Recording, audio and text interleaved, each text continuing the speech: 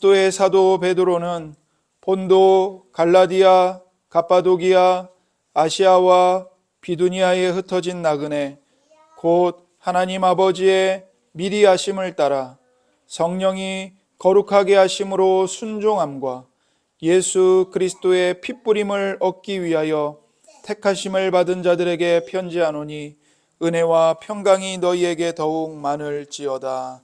아멘. 이는 살아계신 하나님의 말씀입니다. 오늘도 우리에게 말씀하시는 하나님께 감사합니다. 오늘 우리는 사도신경을 통해서 사도신경이 삼위일체 하나님의 신앙을 고백하고 있다는 것을 배우고자 합니다. 우리가 예배 때 항상 특별히 이제 주일 예배 때, 공예배 때 우리가 항상 사도신경으로 우리의 신앙을 고백하죠. 우리가 무엇을 믿는지, 우리가 믿는 신앙의 교리와 그 내용이 무엇인지를 하나님과 하나님 앞에서, 세상 앞에서 이렇게 공포하는 것입니다. 그래서 사도신경은 예수님을 믿는 사람들이라면 모두 다 같이 받아들여서 고백하는 이 기독교 교회의 가장 보편적인 신조의 하나입니다. 물론 사도신경이 그 자체가 영감되거나 또 성경과 같은 수준의 문서는 아닙니다. 그러나 오래전부터 교회는 사도신경의 내용을 성경의 가르침을 잘 요약한 것으로 여기면서 존중해 왔습니다. 그래서 오늘날도 옛부터 지금까지 많은 교회들이 사도신경을 사용해서 신앙을 고백해 왔습니다. 오늘날에도 상당히 많은 교회들이 예배 중에 사도신경을 사용해서 우리가 믿고 있는 바를 우리가 경배하는 하나님께와 온 세상 앞에 공표합니다. 사도신경이 어디서부터 나왔는가, 언제 이게 작성이 되었는가에 대해서 여러 가지 의견들이 분분하지만 학자들이 공통적으로 인정하고 있는 것은 사도신경은 초기 이 로마 교회에서 새신자가 세례를 받기 위해 말씀을 배우고 준비를 하죠. 근데 그 세례를 받기 위한 준비 과정에서 새신자가 배우고 고백하는 증표에서 사도신경이 기원했다라고 봅니다. 그래서 주후 215년에 히폴리투스라는 사람이 쓴 사도적 전통에 이런 질문들이 나와요. 잘 들어보십시오. 첫째로 당신은 모든 것을 다스리시는 하나님 아버지를 믿습니까? 이렇게 질문합니다. 그러니까 세례를 받기 위해서 준비하는 사람에게, 새신자에게. 두 번째로 당신은 하나님의 아들이시며 성령으로 잉태하사 동정녀에게서 나시고 본디오 빌라도에 의해서 십자가에 못 박혀 죽으시고 장사되었다가 사흘 만에 죽은 자 가운데서 다시 살아나시며 하늘에 오르사 아버지 우편에 앉아 계시다가 산자와 죽은 자를 심판하러 오실 예수 그리스도를 믿습니까? 이렇게 질문합니다. 세 번째 질문, 셋째로 성령을 믿으며 거룩한 공회와 몸이 다시 사는 것을 믿습니까? 이렇게 질문을 해요. 그러니까 이 히폴리투스가 작성한 이 질문의 내용이 지금 뭐와 비슷하죠? 우리가 고백하는 사도신경의 고백을 거의 다 지금 포함시키고 있는 겁니다. 그러니까 주후 215년에. 그래서 사도신경은 2세기경에 로마 교회에서 새신자에게 세례를 주기 위해 세례 고백문으로 시작된 것으로 보고 있습니다. 그러니까 아주 오래전부터 이 사도신경의 내용으로 복음을 가르쳤고 반드시 세례를 받으려면 이 사도신경의 내용을 믿는다고 교회 앞에서 공적으로 고백해야 세례를 받을 수 있었던 거죠. 그래서 사도신경은 성경에 나타난 사도들의 교훈을 잘 요약한 것입니다. 그래서 사도신경이라고 부르는 겁니다. 그러니까 오해하지 마셔야 할 것은 12명의 사도들이 사도신경을 작성했기 때문에 사도신경이라고 말하는 게 아니고 사도들의 가르침, 다시 말해 성경의 복음의 내용을 잘 요약하고 있기 때문에 사도신경이라 이렇게 부르고 있는 것이죠. 그래서 사도신경이 성경에 나타난 사도들의 교훈을 잘 요약한 것이기 때문에 만약 누군가가 나는 그리스도인입니다, 크리스천입니다 라고 말을 한다면 그 사람이 그리스도인인지 아닌지를 판별하는 시금석 가운데 하나가 뭐냐? 당신은 사도신경을 믿습니까? 고백합니까? 질문하는 것입니다. 거기에 예, 나는 사도신경의 내용을 전부 다 믿습니다, 고백합니다. 그러면 그 사람을 그리스도인이라고 받아들일 수 있는 거죠. 그러나 그것을 믿지 않습니다. 그러면 그리스도인이라고 받아들일 수가 없는 겁니다. 그래서 사도신경은 그 내용이 거의 모든 교회에 의해서 받아들여졌기 때문에 가장 보편적인 신조 역할을 하고 있습니다. 그리고 이 사도신경이 사도신경 이후에 작성되는 여러 신조들의 토대가 됩니다. 그러니까 오늘날 우리는 신조 그러면 사도신경밖에 잘 몰라요. 그러나 2000년간의 교회 역사 속에는 신조가 많습니다.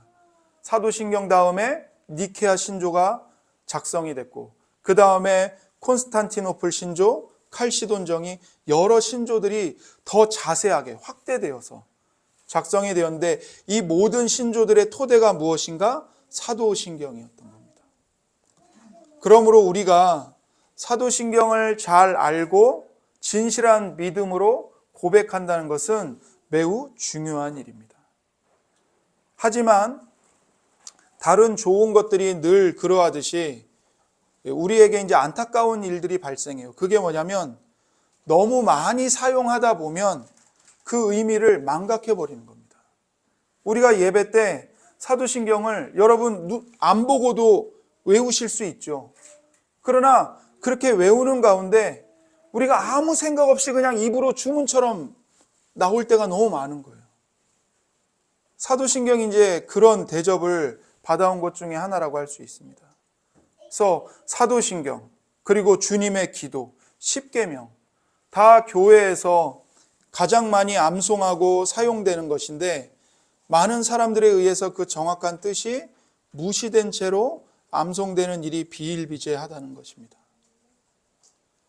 그래서 빌립이 사도행전에 보면 빌립이 예루살렘에서 자기의 고국으로 돌아가는 에디오피아 내시를 만나서 그 에디오피아 내시가 이사야서를 읽고 있었는데 빌립이 묻죠.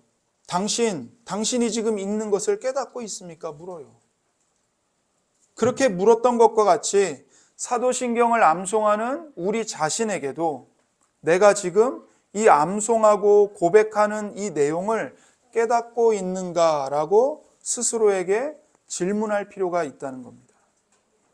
그래서 우리가 고백하는 사도신경이 과연 어떤 성경적 근거를 지니고 있으며 그것이 과연 구체적으로는 어떻게 이해되어야 하는가 하는 것을 아는 것이 중요하다는 것이죠. 그러니까 우리가 이단에 빠지지 않기 위해서 그리고 바른 신앙생활을 해나가기 위해서 가장 좋은 것은 우리가 가진 신앙의 내용이 오늘 우리가 만들어낸 신앙의 내용이 아니고 과거 2000년의 역사를 지닌 공교회의 신앙이 있다는 것을 알고 그 공교회가 믿어온 고백해온 그 신앙의 내용에 충실한 것인지를 점검해 봐야 된다는 겁니다. 그러니까 오늘날 왜 한국교회 성도들의 교회에 신앙의 힘이 없는가? 저는 그 문제 중에 하나가 2000년의 역사를 지닌 그 교회 속에 보화가 엄청나게 파묻혀 있거든요. 근데 그것을 아무도 관심을 갖지 않아요. 그냥 딸랑 뭐만 갖고 있어요? 여기서 예수님과 나밖에 없어요. 나밖에 없어요. 공교회성도 없어요. 그나마 같은 지역교회로 모이는데 그 교회 안에 형제 자매됨에 대한 공교회적인 의식조차 없어요. 누구밖에 없어요? 예수님과 나밖에 없어요. 그러니까 내가 체험한 게 전부예요. 내가 성경 읽고 내가 큐티하고 깨달은 게 전부예요. 그게 얼마나 얄팍하고 얕고 정말 바람 한 번만 불면 휙 꺼져버리고 뭐 토네이도는 불가하고 바람 한 번만 불면 다 갈대처럼 꺾여버려요. 그게 우리의 연약함이에요. 그것을 어떻게 극복해 갈 것인가? 2000년의 교회사를 통해서 교회가 견지해오고 묵상해오고 발견해오고 고백해온 그 신앙의 내용들, 어마어마한 보화의 내용들을 우리가 하나씩 하나씩 캐내어서 먹어야 한다는 거죠. 그래서 우리가 사도신경의 내용을 하나하나 더듬어가면서 생각해 보는 일이 매우 유용하고 필요하다는 것입니다. 그런데 오늘 이 한 시간에 사도신경 전체 내용을 살펴보는 건 불가능해요. 이 시간에는 뭘 살펴보고자 하냐면 사도신경의 전체의 내용이 성경에 근거하여서 삼위일체 하나님을 고백하고 있다는 것을 살펴보고자 하는 것입니다. 그래서 제가 이제 우리 교회는 이걸 뭐 사도신경으로 연속 설교를 하진 않을 거예요. 그러나 기회가 되는 대로 사도신경, 십계명, 주기도문의 말씀의 의미를 하나씩 시간이 되는 대로 순서에 따라서 우리가 이제 살펴보고자 합니다. 그래서 오늘은 사도신경의 내용이 어떤 구조로 되어 있다고요? 삼위일체 하나님을 고백하는 구조로 되어 있다. 이걸 기억하시면 되겠습니다. 하이델베르크 교리문답의 작성자들이 사도신경의 내용을 앞서서 세 부분으로 나누어서 설명했습니다. 어떻게 설명했냐면 첫 번째, 성부와 창조에 대한 부분으로 구성되어 있다. 두 번째, 성자와 구속에 대한 부분, 그리고 성령과 성화에 관한 부분으로 구성되어 있다라고 나눕니다. 다시 말해서 사도신경을 삼위일체적 구조로 이해를 하고 있는 겁니다. 사도신경을 보십시오. 제가 나눠드린 그 종이에 성경 구절 적혀 있는데 말고 그 뒷면에 보시면 사도신경이 있고 삼위일체적 구조로 이렇게 구분을 해 놓은 것을 여러분이 보실 수 있을 겁니다. 자, 첫 번째 1번 성부와 창조입니다. 전능하사 천지를 만드신 하나님 아버지를 내가 믿사오며, 그러니까 이 부분은 성부 하나님과 창조에 대한 신앙을 고백하고 있는 거죠. 두 번째는 성자 예수님과 구속입니다. 그 외아들 우리 주 예수 그리스도를 믿사오니 이는 성령으로 잉태하사 동정녀 마리아에게 나시고 본디오 빌라도에게 고난을 받으사 십자가에 못 박혀 죽으시고 장사한 지 사흘 만에 죽은 자 가운데서 다시 살아나시며 하늘에 오르사 전능하신 하나님 우편에 앉아 계시다가 저리로서 산 자와 죽은 자를 심판하러 오시리라. 이 내용이 이제 성자 예수님과 구속에 관한 신앙을 고백하는 거예요. 마지막으로 성령과 성화입니다. 성령을 믿사오며 거룩한 공회와 성도가 서로 교통하는 것과 죄를 사하여 주시는 것과 봄이 다시 사는 것과 영원히 사는 것을 믿사옵나이다. 아멘. 이 부분이 이제 성령님과 우리를 거룩하게 하시는 그 성화의 사역을 믿는다고 고백을 하는 거죠. 이처럼 사도신경은 성부, 성자, 성령 삼위일체 하나님을 고백합니다. 왜 사도신경이 성부와 성자와 성령 삼위일체 하나님에 대한 신앙을 고백할까요? 성경이 우리에게 계시하시는 하나님이 삼위일체 하나님이시기 때문에 그렇습니다. 그래서 우리는 삼위일체라는 말의 의미를 먼저 분명히 이해할 필요가 있습니다.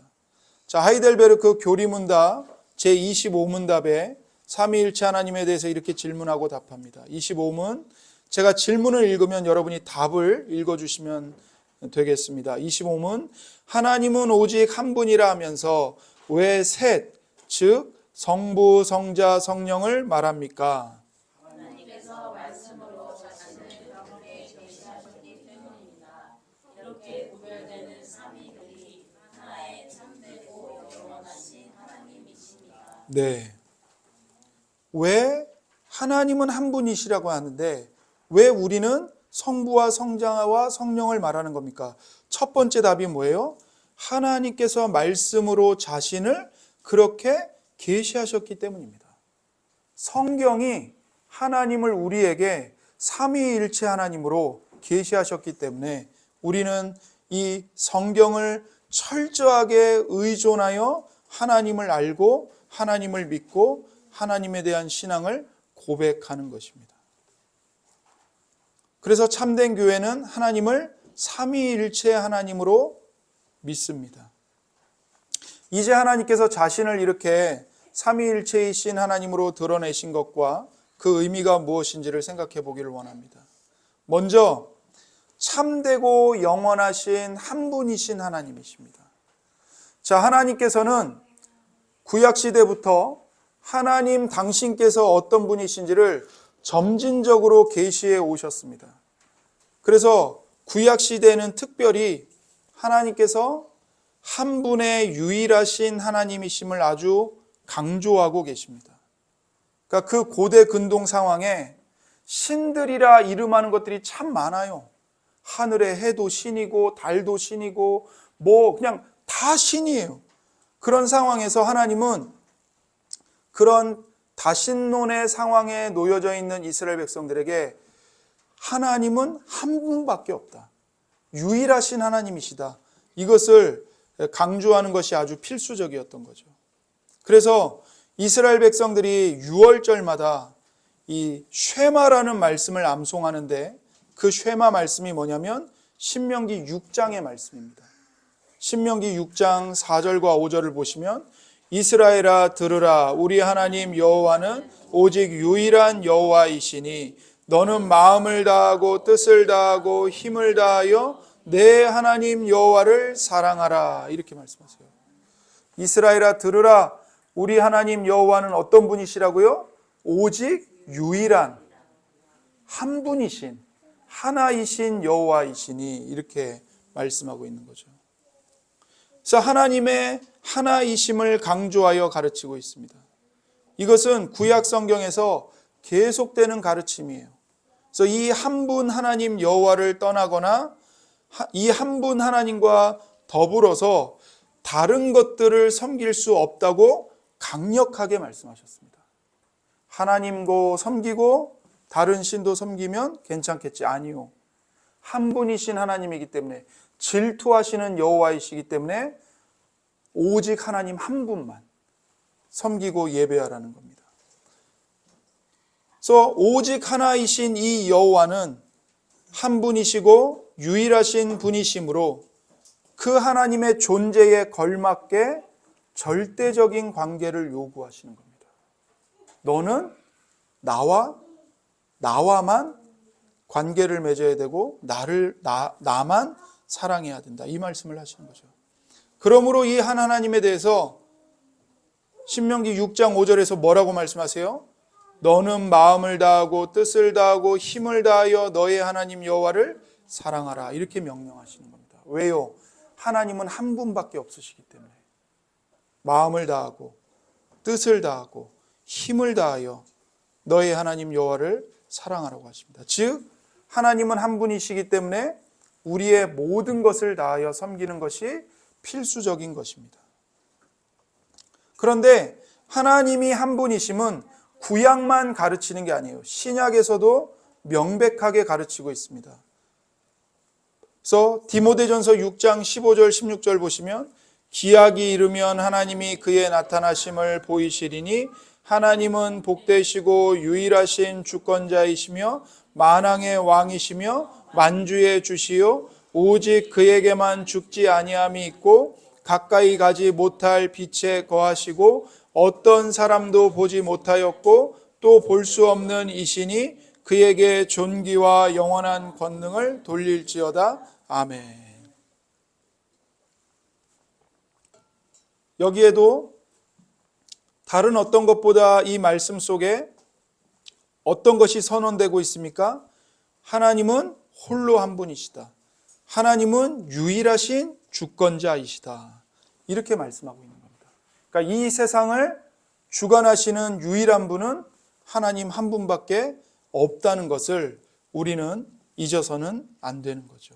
그렇기 때문에 그 한 분이신 하나님께 모든 존귀와 영원한 권능을 돌려야 하는 것입니다. 다른 것에게 돌려서는 절대로 안 되는 거죠. 자, 이렇게 전체 성경은 오직 유일하신 여호와 하나님 한 분이신 하나님을 계시합니다. 그런데 그게 끝이 아니에요. 신약에 와서는 가장 현저하게 이 한 분이신 하나님이 아주 독특한 방식으로 존재하신다고 계시를 한다는 사실입니다.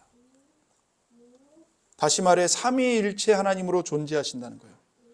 보세요. 여러분, 일반적으로 사람의 경우에는 한 사람이 있으면 그 사람에게는 인격이 몇 개가 있습니까? 하나밖에 없죠. 여러분 안에 인격이 2개, 3개가 있나요? 막? 그렇지 않죠. 사람은 한 명이면 그 한 명 안에는 인격이 딱 하나예요. 그런데 하나님은 우리와 완전히 다르게 존재하시는 거예요. 하나님은 분명히 한 분이세요. 하나님의 신성, 하나님이라고 말할 수 있는 하나님의 본질은 딱 한 분밖에 없어요. 그런데 그 한 신성이 세 위격으로 존재하신다는 거예요. 그러니까 사람으로 말하면 세 분의 인격으로 존재하신다고요. 그래서 사람은 인격이 하나예요. 인격이라고 말하면 지정의, 그 인격이 하나예요. 그러나 하나님은 세 분의 위격으로 존재하세요. 그래서 사람에게는 인격이라는 표현을 쓰고 하나님은 사람과 다르기 때문에 높여서 위격이라고 표현을 하는 겁니다. 위격.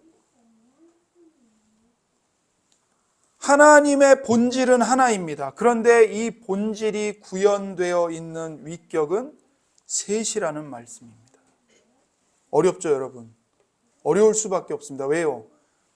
우리의 이성으로는 이거를 이해할 수가 없어요. 그리고 우리의 경험에서 이런 존재를 경험해 본 적이 없어요.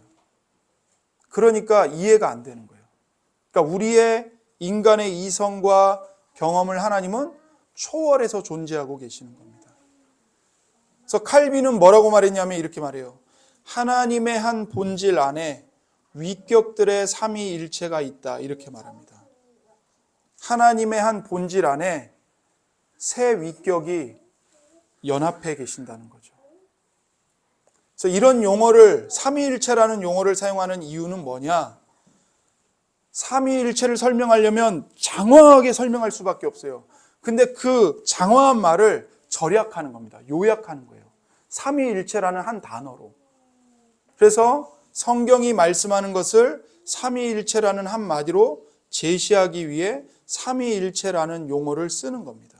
어떤 사람들은 아니 성경에 삼위일체라는 말이 없는데 왜 그런 말을 씁니까? 그거 잘못된 거 아닙니까? 그런데 그것은 잘못된 게 아니라 성경이 말하는 삼위일체 교리를 한 번에 설명할 수가 없으니까 삼위일체라는 한마디로 압축시키는 겁니다. 요약을 시키기 위해서 그 한마디를 쓰는 거예요. 그리고 그 한마디를 통해 이단과 정통을 구분할 수 있게 되는 겁니다. 그래서 우리는 어떤 식으로든지 성경이 계시하는 하나님에 대한 생각을 표현해야만 해요. 성경이 계시하고 있는데 이건 이해가 안 돼. 이건 뭔 말인지 모르겠어. 그러니까 이건 그냥 덮어버려. 그럴 수 없어요. 성경이 하나님에 대해서 계시하는 모든 말씀을 우리는 배워야 하고 그것을 표현해내야 합니다. 그래서 나름대로 최선을 다해 이것을 표현한 게 뭐냐면 삼위일체라는 말인 거예요. 그렇다면 이 사실이 신약에서 어떻게 계시되었는지를 우리가 살펴보겠습니다.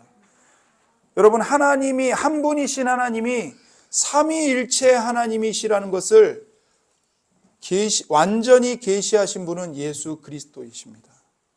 그러니까 예수님이 오시기 전에는 삶 위로 계시는 하나님이 온전히 계시되지가 않았어요. 물론 구약에 희미하게 그림자처럼 계시가 되어 있어요. 그러나 사람들은 그 희미한 그림자처럼 계시된 내용으로는 삼위일체 하나님을 알 수가 없었습니다. 그런데 아들 하나님이신 예수님이 성육신 하셔서 우리와 같은 사람이 되셔서, 죄는 없으시되 우리와 같은 사람이 되셔서 이 땅에 오셔서 그분의 말씀과 존재와 인격으로, 사역으로 하나님의 삼위일체성을 계시하신 겁니다. 그래서 하나님께서 삼위일체로 존재하시고 일하신다는 표는 신약 성경에 나타난 예수님의 삶 전체에 찍혀 있습니다. 그래서 우리가 겉으로 드러나는 하나님의 모든 역사를 삼위 하나님께로 돌릴 수도 있지만, 그중 어떤 것은 그 일이 어떤 일이냐에 따라 삼위 중 특정 위격에게 하시는 일로 돌려질 수 있다는 겁니다. 그러니까 예를 들어서 하나님의 아들의 성육신에서 우리는 성삼위 하나님의 아름다운 사역을 보게 돼요. 성부 하나님은 어떤 일을 하셨는가? 그분의 아들을 이 땅에 보내서 죄인을 구원하게 하실 뿐만 아니라 성자께서 어떤 유형의 몸을 취하실지를 결정하셨습니다. 그걸 누가 결정하셨다고요? 성부께서. 히브리서 10장 5절에 그러므로 주께서 세상에 임하실 때에 이르시되 하나님이 제사와 예물을 원하지 아니하시고 오직 나를 위하여 한 몸을 예비하셨도다. 이렇게 말씀해요. 예수님이 말씀하시는 거예요. 주께서, 예수님께서 세상에 임하실 때 뭐라고 말씀하셨다고요? 하나님이 오직 나를 위하여 한 몸을 예비하셨다. 성부께서 예비하셨다. 이렇게 고백을 하는 거예요. 그래서 예수님이 동정녀 마리아의 태 속에, 그리고 가난한 목수의 아들로 베들레헴에서 태어나신 것은 그 가축, 그 마구간에서 정말 가난하고 비참하게 태어나서 말 밥통에, 말 구유에 정말 연약한 모습으로 누이신 것은 성부 하나님께서 그 모든 일을 계획하시고 작정하셨기 때문입니다. 그와 동시에 동정녀 마리아의 몸을 통해서 성자의 인성이 실제로 형성이 되었죠. 이건 누가 하신 거냐면 성령님의 역사로 말미암은 일입니다.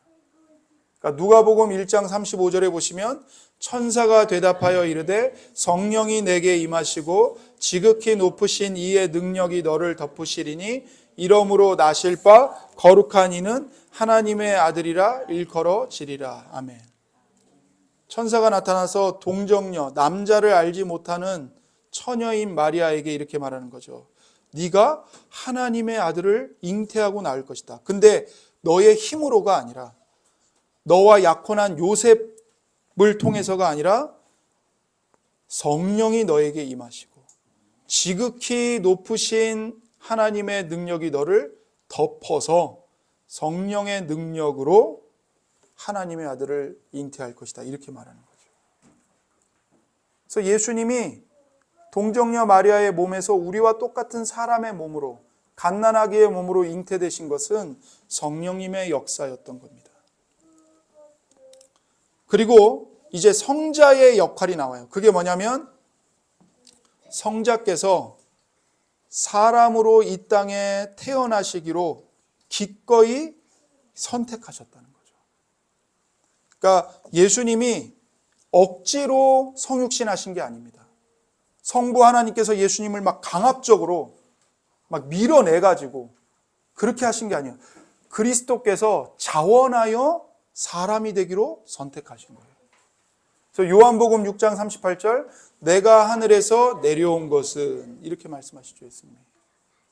아버지가 나를 보냈다고도 말씀하시지만 동시에 내가 내려온 거다.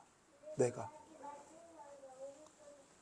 성부께서 성자를 보내신 게 맞아요. 하지만 성자께서는 그 어떤 강제력과도 상관없이 기꺼이 자원하여 이 땅에 오신 겁니다. 그래서 성자께서는 인성을 취하셨어요. 하나님이신 성자께서 사람이 되신 거죠. 그래서 성삼위의 사역은 말 그대로 이렇게 그리스도의 공생에 어디에서나 두드러지게 나타납니다. 우선 성자께서 요단강에서 세례를 받으시잖아요. 그 세례 받는 장면에서 우리는 성삼위 하나님의 사역을 대면하게 됩니다. 성자께서 세례를 받으실 때 성부께서 하늘에서 예수님을 향해 말씀하세요. 너는 내 사랑하는 아들이라. 내가 너를 기뻐하노라. 성부가 말씀하세요. 그리고 그 예수님의 머리로 성령님이 특별한 기름 부음으로 내려오십니다. 성경에는 이제 비둘기와 같은 형체로 내려오셨다 말씀하시죠. 비둘기가 내려왔다는 게 아니라 성령님의 특별한 기름 부음이 예수님께 임했다는 말입니다. 이렇게 세례받으시는 상황에서도 성자와 성부와 성령, 성삼위의 사역이 동시에 나타나는 겁니다. 성자께서 세례를 받으신 다음에 어디 가셨죠? 세례를 받자마자 예수님이 어디로 가셨어요? 광야로 가셨죠. 근데 예수님이 광야로 가실 때 예수님을 광야로 데리고 가신 분이 있어요. 바로 성령님이십니다. 성령께서 마가복음 1장 12절에 보면 성령이 곧 예수를 광야로 몰아내신지라. 성령님이 예수님을 광야로 몰아내신 거예요. 그러면 그 광야에서 성자이신 예수님은 뭘 하십니까? 40일 동안 아무것도 먹지 않고 마시지 않고 금식으로 기도하십니다. 그리고는 뭘 받으세요? 시험을 받으세요. 시험 받으세요. 그 시험의 핵심이 뭡니까? 성자께서 세례를 받을 때 성부께로부터 들었던 말씀, 너는 나의 사랑하는 아들이요 내가 너를 기뻐하노라. 이 성부의 말씀을 믿을 것인가 믿지 않을 것인가를 시험받는 겁니다. 그러니까 광야에서 예수님이 뭘 하셨냐 40일 동안 이 성부의 말씀을 묵상하고 믿는 일에 전념하신 거예요. 그리고는 마귀가 와서 시험하는 거예요. 어떻게 시험해요? 너 배고프지? 네 눈앞에 있는 돌들을 떡덩이로 만들어서 먹어봐. 그러면 네가 하나님의 아들이라는 거 믿어줄게. 마귀가 한 모든 시험에 다 뭐가 붙어요? 너가 만일 하나님의 아들이라면 이렇게 해봐라, 이렇게 해봐라, 이렇게 해봐라. 시험의 핵심이 뭐예요? 성자께서 자신이 세례를 받을 때 성부께서 하신 말씀을 믿으실 것인가? 아니면 자신이 하나님의 아들임을 스스로 증명하기 위해 기적을 행할 것인가? 이 시험이에요. 마귀는 기적을 통해서 네가 하나님의 아들이라는 걸 스스로 증명하라는 거예요. 보세요. 예수님이 광야에 가서 시험을 받을 때도 성부의 말씀, 성자의 순종, 성령님의 그 인도하심, 이게 다 드러나는 겁니다. 자, 우리는 성자께서 죽으실 때도 성령으로서 자기 자신을 성부 하나님께 바치는 성자 예수님의 모습을 보게 됩니다. 히브리서 9장 14절입니다. 하물며 영원하신 성령으로 말미암아 흠없는 자기를 하나님께 드린 그리스도의 피가 어찌 너희 양심을 죽은 행실에서 깨끗하게 하고 살아계신 하나님을 섬기게 하지 못하겠느냐. 아멘. 보세요. 예수님이 자기 피를 하나님께 드렸어요. 누구로 말미암아? 영원하신 성령으로 말미암아. 성령님이 등장하세요. 흠없는 자기를 하나님께, 성부께 드렸어요. 누가요? 그리스도께서. 그래서 그리스도의 피가, 성자의 피가 어찌 너희 양심을 죄에서 깨끗하게 하지 못하겠느냐. 이 말씀을 하는 거예요. 그러니까 예수님이 십자가에서 비참하게 하나님의 진노를 받아 우리를 대신하여 죽으실 때조차도 성령님이 사역하시고 성자께서 자기를 성부께 드리시고 성부가 성자의 피를 받으시는 겁니다. 그래서 이 모든 일은 그리스도의 삶이 하나님의 삼위일체적 사역의 계시였음을 말해주는 거죠. 마찬가지로 바울도 에베소서 1장에서 성삼위 하나님께 초점을 맞추어서 구원을 설명합니다. 우리를 향한 하나님의 일은 그리스도 안에서 우리를 향한 성부의 영원한 사랑에 근거를 두고 있다고 말해요. 그러니까 그 사랑 안에서 성부께서 우리를 창세전에 예정하신 겁니다. 선택하신 거예요. 성자는 뭘 하셨어요? 그런 우리를 위해 사람이 되시고 우리 대신 우리를 위해 피 흘려 죽으심으로써 구속을 완성하셨죠. 그래서 우리가 성자 예수님의 공로로 구원을 받는 겁니다. 그러면 성령님은 뭘 하십니까? 그 예수님의 인격과 사역과 죽음과 부활로 완성하신 그리스도의 공로를 우리에게 선물로 갖다 주시는 거예요. 이건 네 것이다. 받아라. 적용시켜 주시는 거예요. 우리에게 살아있는 믿음을 주세요. 회개하게 하세요. 예수님께로 달려가게 하세요. 그래서 성령께서 그리스도 안에서 모든 신령한 복을 우리에게 누리게 하시는 겁니다. 그러니까 성도님들이 예수님이 믿어지고 내 죄를 회개하게 되고 내 죄 때문에 슬픔을 갖고 예수님께로 달려가서 예수님의 피로 씻음받는 이 모든 일이요, 여러분과 제가 의지로 하는 일이지만 여러분과 제가 의지로 자원하여 그 일을 하는 것은 성령님이 먼저 여러분과 제 안에서 이 일을 할 수 있도록 역사하고 계시기 때문입니다. 그래서 오늘 본문 말씀 베드로전서를 한번 보세요. 베드로전서 1장 1절과 2절.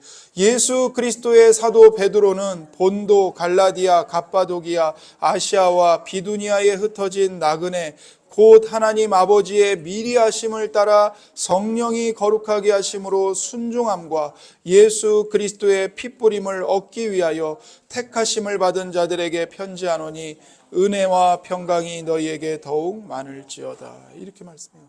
보세요. 여기도 하나님 아버지, 성부, 성령이 거룩하게 하심으로 성령님, 예수 그리스도의 핏부림을 얻기 위하여 성자, 성부, 성자, 성령, 삼위일체 하나님이 드러나시는 겁니다. 그러니까 우리 한 사람을 구원하시기 위해서요, 성부, 성자, 성령, 삼위일체 하나님이 함께 사역을 하시는 거예요. 여러분 이걸 깊이 묵상해 보세요. 정말 엄청난 은혜이고 감격인 겁니다. 내가 뭐라고? 나 같은 인간이 뭐라고? 벌레와 다를 바 없어서 가망이 없는 인간인데, 나도 나를 포기할 수밖에 없는 인간인데, 성부, 성자, 성령, 성삼위 하나님은 같이 나 한 사람을, 우리 한 사람 한 사람을 구원하시기 위하여 하나님이 하실 수 있는 모든 일을 연합하여 행하시는 거예요. 여러분과 제가 그런 사랑과 그런 은혜로 구원받아 존재하고 있는 겁니다. 그래서 사도 베드로는 구원을 이렇게 요약하고 있어요. 하나님 아버지에게 택하심을 받아서 예수 그리스도의 피, 그 희생적 죽음 가운데 성령으로서 하나님 아버지께 순종하는 것, 이게 구원이다. 이렇게 요약을 해요.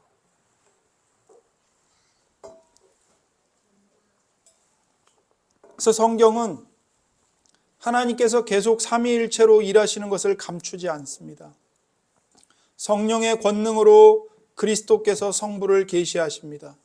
성령의 권능으로 우리는 그리스도를 통해 성부를 사랑합니다. 사실 그리스도인은 원래 새 위격과 계속 교통하는 삶을 살게 되어 있어요. 진정으로 그리스도인다운 삶을 사는 사람이라면 하나님을 아는 것과 하나님께 순종하여 사는 삶에서 철저하게 삼위일체성을 추구할 수밖에 없습니다. 삼위일체 하나님께서는 이렇게 그분의 독특한 존재를 계시하셨어요. 그러자 교회 역사 속에서 난제가 생겼습니다. 어떤 어려운 문제가 생겼냐면 아버지 하나님, 아들 하나님, 그리고 성령 하나님의 관계를 과연 어떻게 이해해야 하는가, 이 문제가 생긴 거예요. 그래서 교회가 처음 이 난제 앞에 서게 되었을 때 교회 안에서 어떤 일이 발생했냐면 두 가지의 잘못된 이해가 발생했습니다. 그러니까 하나님이 계시하신 말씀 그대로 믿음으로 받아들여야 하는데 인간의 이성으로 이게 이해가 안 되니까 자기들의 머리로 이해를 하려고 말씀을 뒤트는 일들이 발생을 한 거예요. 그래서 그 중에 잘못된 하나가 뭐냐면 하나님을 한 분이라고 생각하지 않고 세 하나님으로 생각을 하는 겁니다. 그러니까 세 분의 신이 존재한다고 생각하는 거예요. 삼신론적 이단에 빠지는 거예요. 그래서 세 위격을 강조하다 보니까 한 분이신 하나님이라는 이 말씀을 버려버리는 겁니다. 하나님 한 분 아니야. 세 분이야, 세 분. 그러나 이것은 명백한 이단입니다. 하나님의 말씀과 충돌하는 거예요. 그러므로 삼신론은 있을 수가 없는 이단적인 견해입니다. 그래서 어떤 오해가 발생했냐면 이 삼신론을 받아들여서 성부 하나님만을 온전하신 하나님으로 말하고 성자 예수님과 성령님은 좀 열등한 하나님으로 생각하는 자들이 생겨났어요. 그래서 예수님은 하나님의 아들이라고 하잖아. 그러니까 아버지보다 아들이 좀 못한 게 맞지. 아버지가 더 월등하지. 그러니 성부가 온전한 하나님이고 예수님은 하나님의 아들이긴 한데 좀 수준 낮은 하나님이야. 성령님은 예수님보다 더 수준이 떨어지지. 이렇게 생각하는 자들이 일어났다는 거예요. 실제로.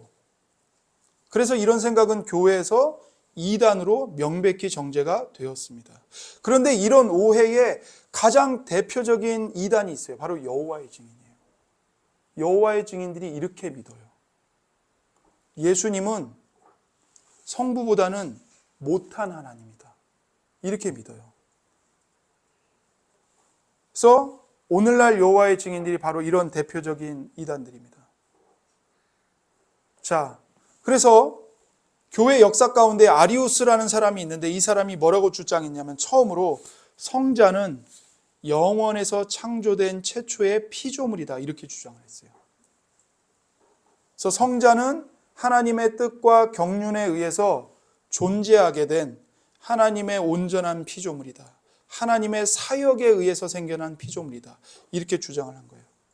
그러면서 성자를 통해서 우리가 살고 있는 이 세상이 창조되었다. 이렇게 말을 하는 거죠.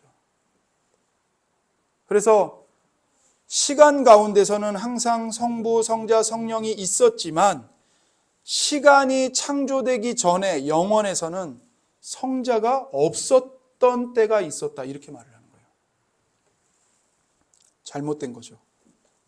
그러므로 성자는 성부보다는 좀 못한 하나님. 선을 선택하여 불변성은 얻었지만 신성에는 이르렀지만 성부보다는 못한 하나님. 이렇게 주장을 한 겁니다. 그래서 하나님으로서 영예를 받을 수는 있지만 경배의 대상일 수는 없다. 이렇게 말했어요. 그리고 이제 성령님의 지위는 더 격화되었습니다. 그러니까 이것의 문제가 뭐예요? 성부, 성자, 성령이 따로 계시기는 하지만 성부만이 온전하신 하나님이고 성자와 성령은 부차적인 하나님, 2차적인 하나님이 되고 마는 겁니다. 그러니까 잘못된 이단이죠. 또한 이게 이제 하나의 삼신론에 빠진 극단적인 이단적인 견해이고요. 여기에 이제 정반대되는 또 하나 이단적인 견해가 있어요. 이게 양태론이에요. 양태론은 쉽게 말해서 겉모습만 바뀐다는 거예요. 겉모습만 바뀌어. 그러니까 성부, 성자, 성령이란 한 하나님께서 각기 다른 시기에 자신을 드러내신 세 가지 모습에 불과하다. 이렇게 주장하는 거예요. 그러니까 하나님은 한 분밖에 없어요. 성부 하나님. 근데 이 성부 하나님이 구약에서는 여호와 하나님으로 나타났고 예수님이 이 땅에 왔을 때는 성자 예수님으로 성부 하나님의 모습이 나타났고 그 다음에 성령이 임하고 나서 교회 시대에는 이 성부 하나님이 성령으로 성령의 모습으로 드러난다. 이렇게 주장을 하는 거죠. 그래서 이 이단에 따르면 예수님의 순환이 곧 누구의 순환이 되냐면 성부의 순환이 되는 겁니다. 예수님의 순환이 아니에요. 왜요? 그 예수님조차도 성부가 모양을 바꿔서 나타난 것이기 때문에 십자가에 성자 하나님이 못 박히신 게 아니고 누가 못 박혔어요? 성부 하나님이 못 박혔다는 거죠. 그러니까 결국 하나님은 한 위격일 뿐이라는 것입니다. 그러니까 이 2단은 뭘 강조하다가 2단으로 빠진 거예요? 하나님의 한 분, 유일성을 강조하다가 2단으로 빠지는 거예요. 그러나 이런 이해는 성경의 계시와 충돌됩니다. 그러니까 이런 이해는 성경에서 성부와 성자 그리고 성령이 뚜렷하게 구별되어 계시되어 있다는 말씀과 충돌하죠. 또 성부, 성자, 성령이 동시에 나타나신 사건들이 있어요.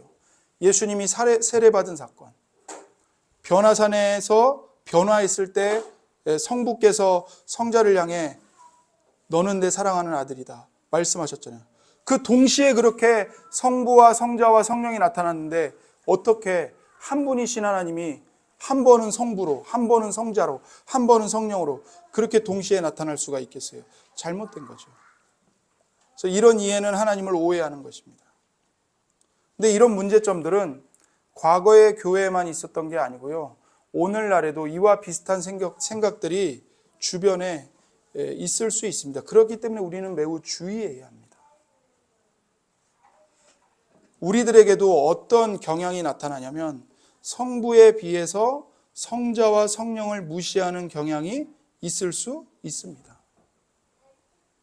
그리고 예수님의 그 인간 되심을 강조하다가 예수님의 신성을 무시하거나 예수님은 신성이 감추어졌다는 식으로 말을 해서는 생각을 해서는 안 되는 것이죠. 근데 오늘날 예수님을 믿는다고 고백하면서도 예수님의 사람 되심을 강조하면서 예수님의 신성을 부인하는 자유주의 신학자들과 자유주의 신앙을 따르는 교인들이 많습니다.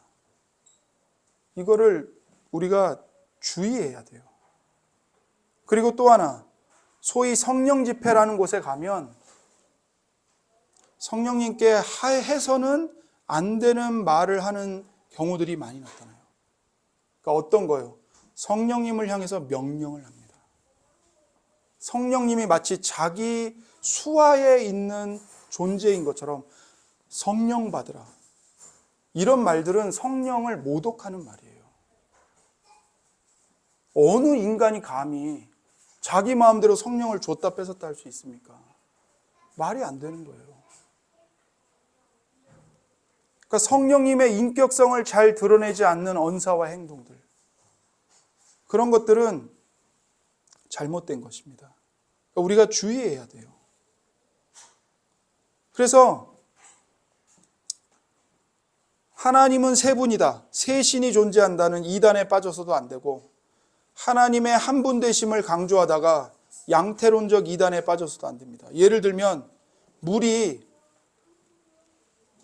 상온에 있을 때는 물이고, 물을 끓이면 수증기로 존재하고, 물을 얼리면 얼음으로 존재하듯이 하나인데 모양만 이렇게 바뀌는 거다. 성부인데 성자로 나타났다가 성령으로 나타났다가 이렇게 하는 거다. 이거 잘못된 거예요.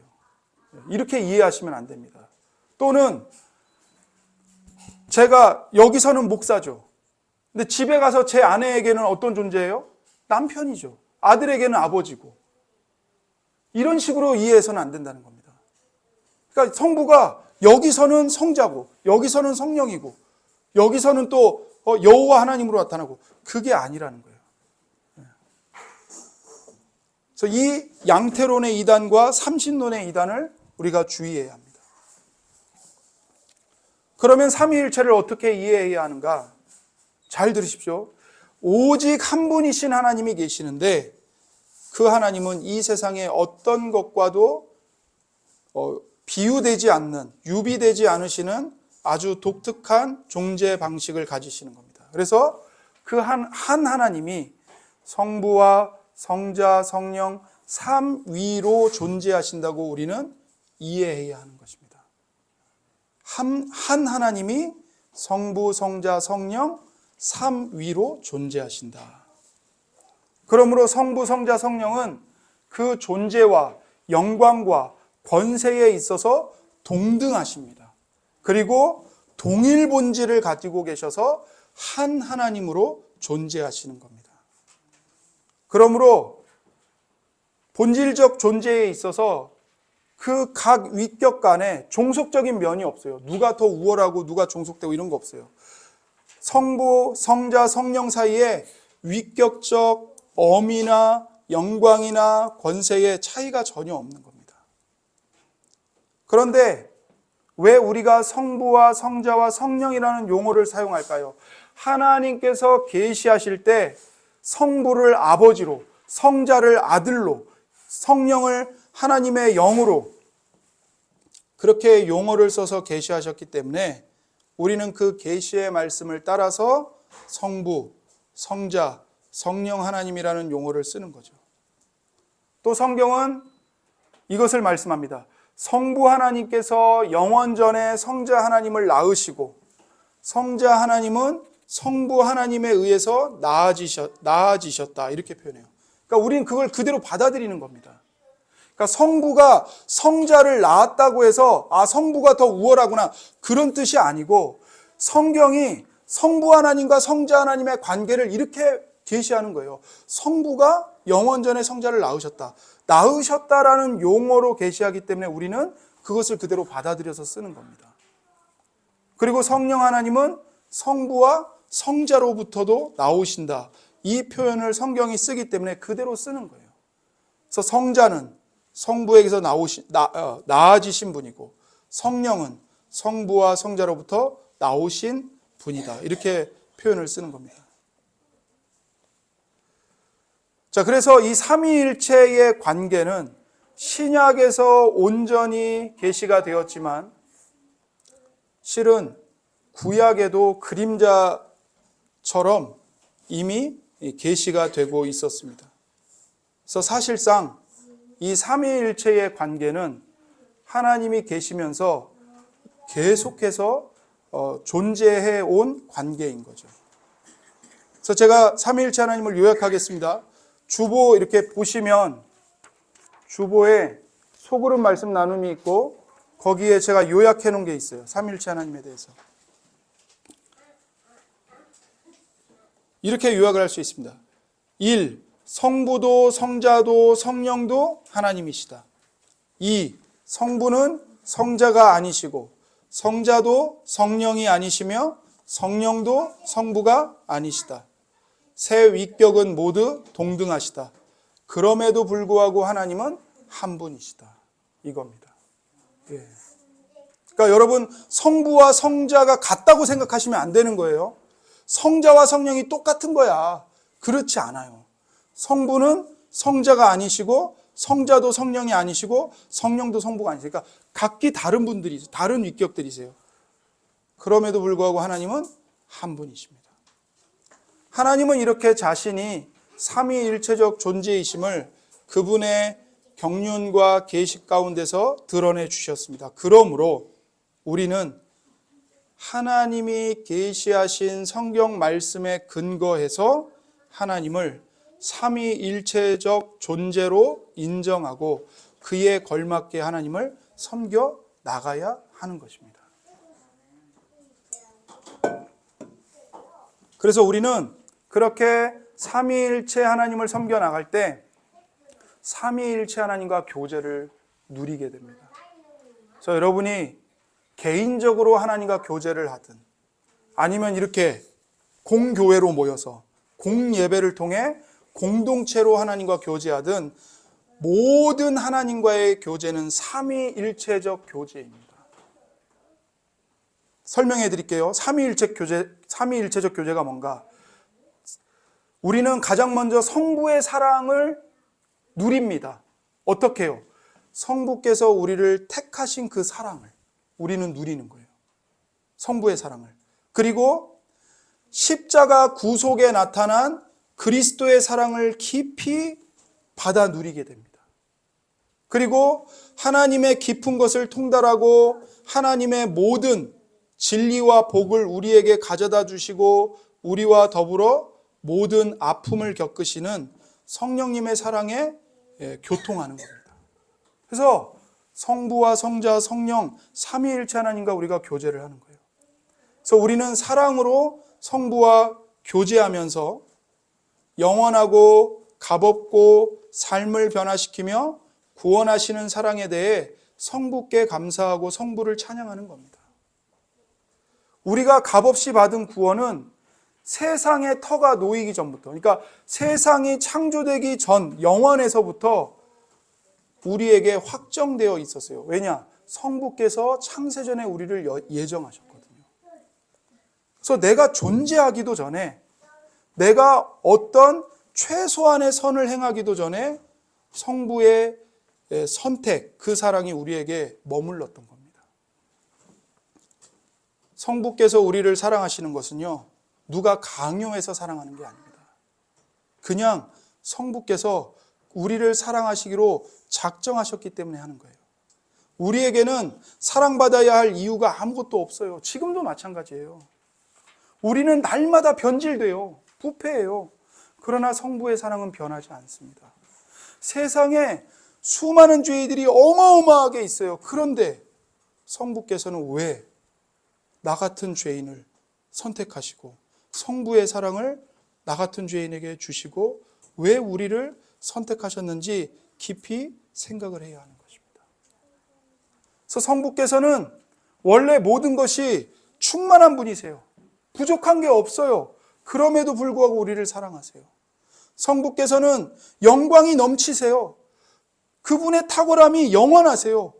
자기의 영광을 보면서 영원히 기쁨을 누리시는 분이세요. 성부는 성자와 성령으로부터 영원하고도 무한한 사랑을 받으세요.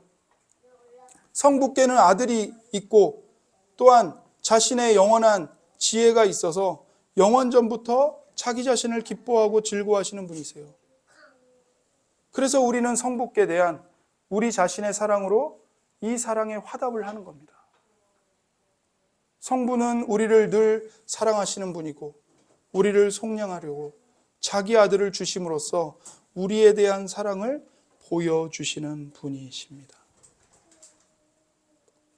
이제 성자에 관해서 말하자면 우리는 은혜로 예수님과 교제합니다.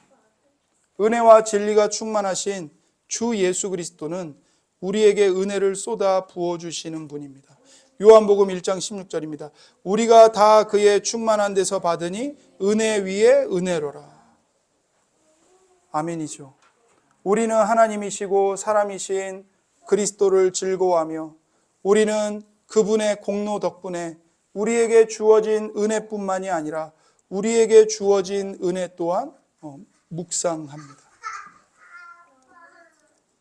그리스도의 위격이 지닌 위대함은 성자께서 우리를 위해 행하신 일에서 우리가 받는 유익보다 훨씬 더 뛰어나요. 성찬은 성삼위 하나님의 활동입니다. 이때 우리는 그리스도와 교제하는 가운데 그분에게서 은혜를 받습니다. 예수님의 몸과 피라는 선물은 성부께서 우리에게 주시는 선물이에요. 예수님의 몸과 피는 이제 부활하신 성자를 나타냅니다. 그리고 우리는 성령의 사역을 통해 그리스도를 우리 마음에 새롭게 영접하는 것입니다. 그러니까 우리가 성찬을 받을 때 예수님의 몸과 피를 상징하는 빵과 포도주를 받잖아요. 이 빵과 포도주가 부활하신 예수님의 몸과 피를 우리에게 계시하는 거예요. 그리고 이 몸과 피를 성부 하나님께서 우리에게 주시는 거예요. 그리고 우리가 이것을 받아요. 그런데 우리가 우리 능력으로 이것을 받는 게 아니고 성령님의 도우심 가운데 성령님의 중보를 통해서 성령님의 사역을 통해서 예수님의 몸과 피를 받아 먹는 겁니다. 그러니까 성찬도 성삼위 하나님의 활동이죠. 복음이 가시적으로 우리에게 설교되고 그러면 우리는 성령의 권능으로 믿음에 의해서 우리 주님이신 예수님과의 교제로 들어갑니다. 구주께서 새롭게 우리에게 오셔서 약속으로 우리를 위로하시고 우리 안에 믿음과 소망과 사랑을 불러 일으키십니다. 성령께서 우리를 위로하시거나 도우실 때 우리는 성령님과도 교제를 나누는 겁니다. 요한복음 14장 16절입니다. 내가 아버지께 구하겠으니 그가 또 다른 보혜사를 너희에게 주사 영원토록 너희와 함께 있게 하리니. 보십시오. 이 말씀에도 내가 성자께서 아버지께 성부께 구하겠으니 그가 또 다른 보혜사 성령을 너희에게 주사 영원토록 너희와 함께 있게 하리니. 성삼위를 강조하는 말씀이 확연히 드러나는 것입니다. 그래서 성자께서 성부에게 성령을 보혜사를 요청하셔서 하나님의 백성들과 영원히 함께 있게 하시는 것이죠. 그래서 우리는 믿음으로 구함으로써 약속된 성령을 받습니다. 요한복음 7장 38절부터 39절입니다. 나를 믿는 자는 성경의 이름과 같이 그 배에서 생수의 강이 흘러나오리라 하시니 이는 그를 믿는 자들이 받을 성령을 가리켜 말씀하신 것이라. 아멘. 성령은 오로지 뭘 통해서 받는다고요? 예수 그리스도를 믿는 오직 믿음을 통해서만 받는 겁니다. 여러분이 방언을 하면 성령을 받은 것이고 방언을 못하면 성령을 못 받은 거다?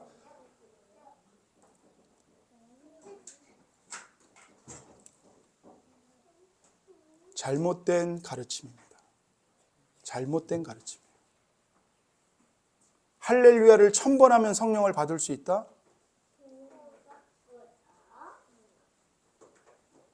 주여 주여를 100번 하면 성령 받을 수 있다? 방언할 수 있다?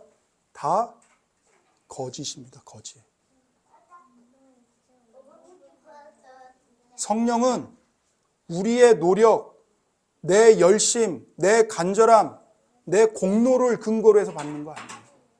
물론 성령님을 사모해야죠. 간절함이 우리 안에 있어야 합니다. 그러나 성령을 받는 건 오직 예수님에 대한 믿음, 그 믿음 하나입니다.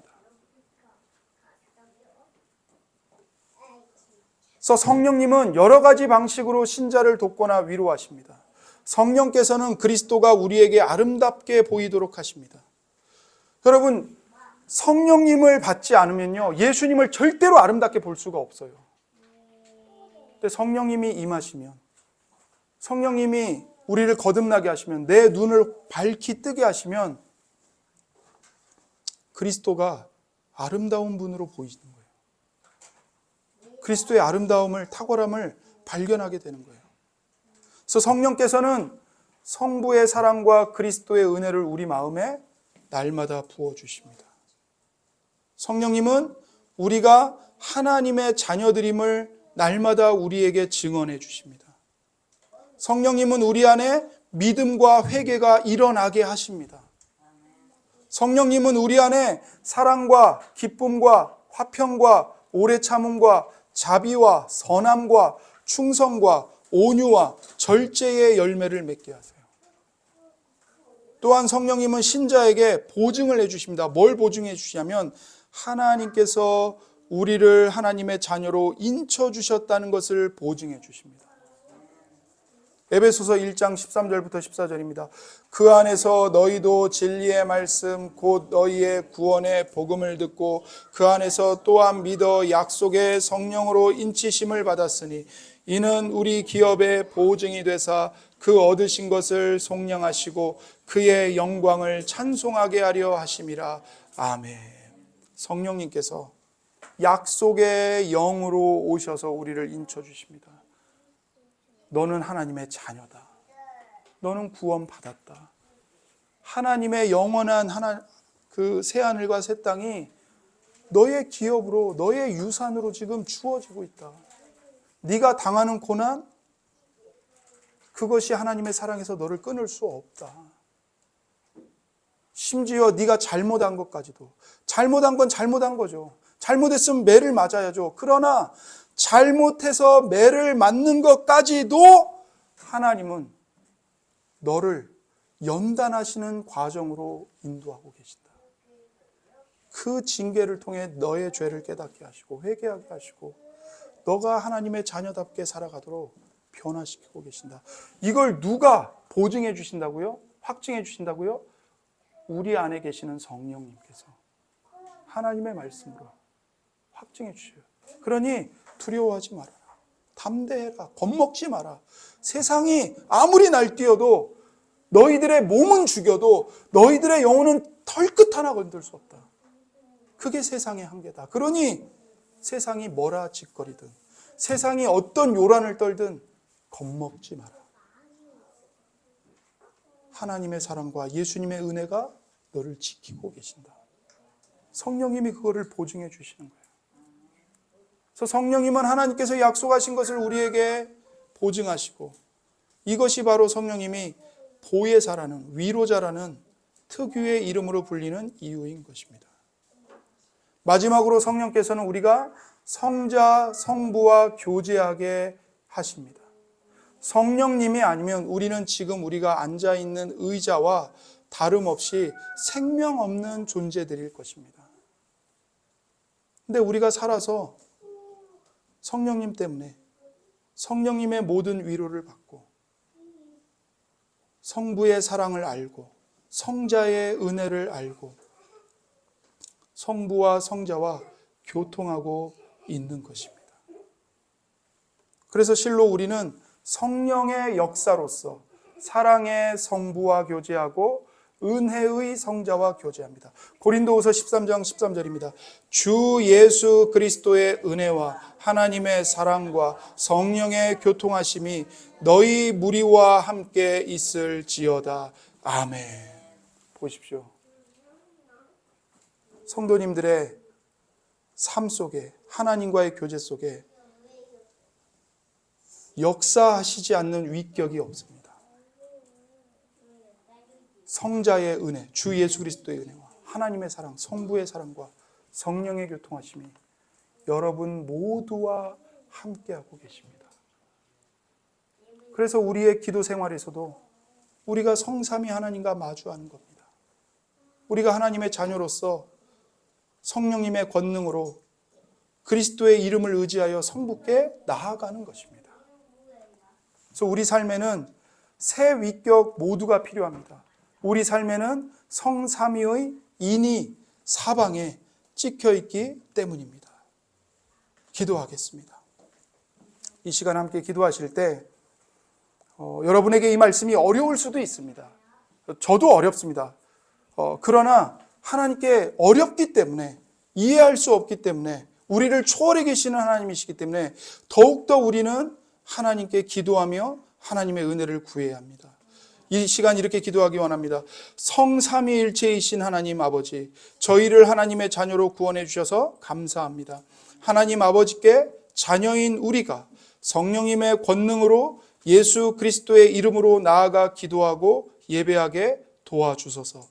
은혜와 진리가 충만하신 주 예수 그리스도 안에서 우리에게 은혜를 쏟아 부어 주소서. 성령께서 연약한 우리를 도와주시고 위로하여 주셔서 고난 중에서도 끝까지 신실하게 믿음으로 예수님을 따르도록 하나님의 사랑을 날마다 부어 주소서. 이 시간에 함께 기도하겠습니다.